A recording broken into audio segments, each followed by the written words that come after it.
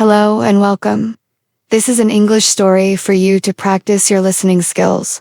It is perfect for A2 level learners, easy to follow and full of useful words. If you enjoy this video, don't forget to click subscribe and like so you don't miss the next story. Now, relax and listen carefully. Let's begin. The family inheritance. The town of Fairwood was quiet that evening. The sky was painted with soft pink clouds, and the streets were almost empty. The air smelled of pine trees and fresh earth after a short rain. At the top of a small hill stood the Green family house, an old two-story building with white paint that was now fading and wooden windows that had not been repaired for many years.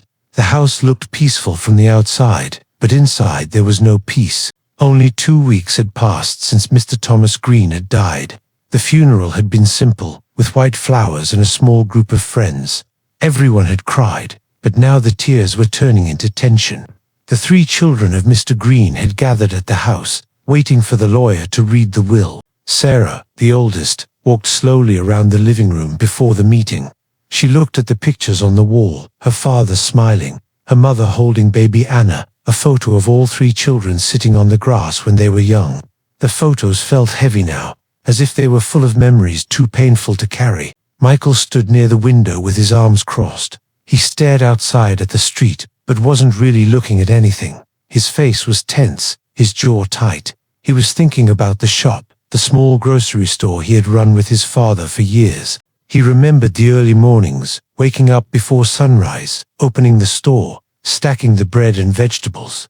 He remembered how tired his father was in the last months, how he had carried him to bed some nights. Anna sat quietly on the couch. Her hands were on her lap, and she moved them nervously. She had always been the quiet one, the peacemaker of the family. Her eyes were red from crying. She loved this house, with its smell of wood and the sound of the old clock ticking in the hallway. She didn't want to lose it, but she didn't want to see her brother and sister fight either. When Mr. Clark, the lawyer, finally arrived, the air in the room felt heavy. He was a tall man in his 50s, with a grey suit and a calm voice. He placed his black leather briefcase on the table and opened it slowly. "Thank you all for coming," he said politely. His voice echoed softly in the room. "Today we will read the last will of Mr. Green." Everyone sat at the table. The wooden chairs made a soft creak under their weight. The will was short but clear. The house, the shop, the 2 cars, the savings, and even some personal belongings were to be divided equally among the 3 children. Sarah listened with her hands folded on the table. She felt relief. This was what she had expected. But Michael's face changed. His eyes became dark. He did not speak until the lawyer closed the papers. "This is not right," Michael said finally, his voice low but full of anger. "I worked in that shop for 10 years. I stayed here when everyone left. I took care of Dad. And now you tell me that everything is divided equally." "Michael," Sarah said softly, "Dad wanted fairness. Equal means equal fairness." Michael almost laughed. "Fairness is giving more to the one who gave more." Anna wanted to speak but stayed quiet. Her heart was beating fast. In the days that followed, the house became a battlefield of silence and anger. The siblings no longer ate together. Michael spent most of his time in the shop, avoiding Sarah. Sarah spent her evenings on the phone, talking to real estate agents and bankers. Anna moved between them like a shadow, trying to keep things calm. One rainy morning, Sarah put a stack of papers on the kitchen table. The house smelled of coffee and wet earth. "If we sell the shop and the house together," she said, "we can get a very good price. We can all start fresh." Michael entered the kitchen and saw the papers. His face turned red. He took the papers and tore them in half. "You just want money," he shouted. "That is not true," Sarah said, her voice rising. "I want what is fair. You never cared about this family," Michael said. Anna entered the room, her eyes full of tears. "Please stop. This house feels like a war zone." But Michael only looked at her and said, "Choose, Anna. Are you with me or with her?" Anna's hands trembled. She could not answer. The arguments became worse. Sometimes they didn't even speak. They just avoided each other, which was even more painful. The air inside the house felt heavy and cold, even on warm days. Michael began drinking at night. He would return late. his steps loud in the hallway. Sarah would sit in the living room with the lights off, thinking about her father and feeling a mix of guilt and anger. She remembered how she had left the town years ago to study and work in another city. Her father had always told her, "Go, Sarah, live your life, don't worry about me." But now she wondered if she had abandoned him. One night, Michael found her looking at an old photo of their father holding a fishing rod.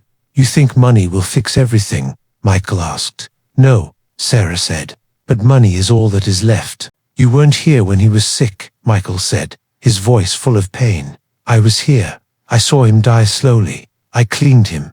I took him to the doctor. I worked in the shop every day."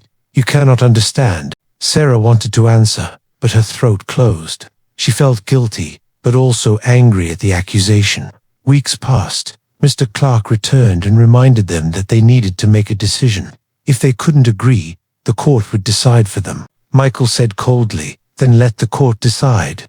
Sarah looked at him, her face pale. "That will take months." "I don't care," he said. Anna cried quietly. She didn't know how to stop them anymore.